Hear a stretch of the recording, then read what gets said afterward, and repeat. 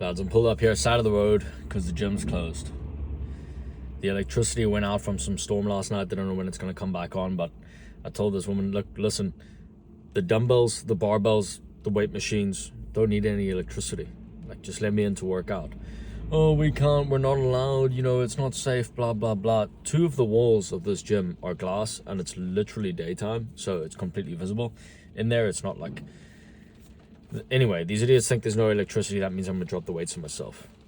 Normies don't have a clue. They don't know how to, like, navigate objections or navigate, you know, situations that arise out of the blue. They're just not prepared. They don't know how to roll with the punches. Okay, so that means no gym today, which is a nightmare.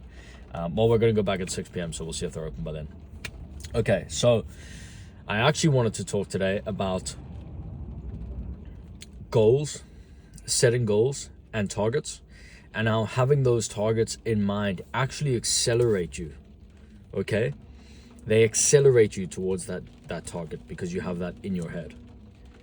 And there's a bunch of real world examples for this, and one of the best ones is records that are set in competition.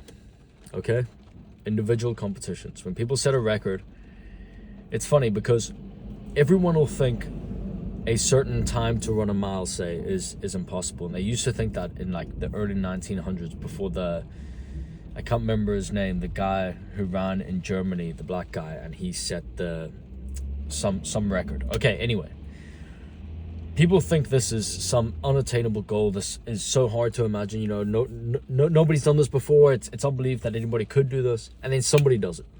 Okay, and a funny thing happens as soon as somebody breaks a record. You start to see everybody else now gunning for that, and it actually gets broken again extremely fast. Okay, so everyone thought that they couldn't do it before, this one time or this one accomplishment in any sport, okay? And then somebody does it, and all of a sudden somebody else does it better, and they beat it. And that's kind of how you need to frame your own targets, your own rewards. Okay, when you do break one, that is now the benchmark. That is now what is just acceptable at this point. That's no longer impressive because you've done it. And so that is what is going to, you're going to be like a snowball down a hill, okay, towards those targets. That's what's going to really accelerate you. It's just beating targets and then constantly setting higher for yourself. And not only if you're in business, also if you're, you know, working out. And maybe 225 pounds on bench is your ultimate goal, which every man should be doing. If you can't bench 100 kilograms, you're a boy at this point. So that should be a target and a goal for you. But once you get that, that'll become what you do for reps and sets. That'll become part of your warm-up. And you're just going to keep progressing past that. If you stop at that, well, now you're going to backtrack. Now you're going to start to lose it. Eventually, you might not even have that anymore.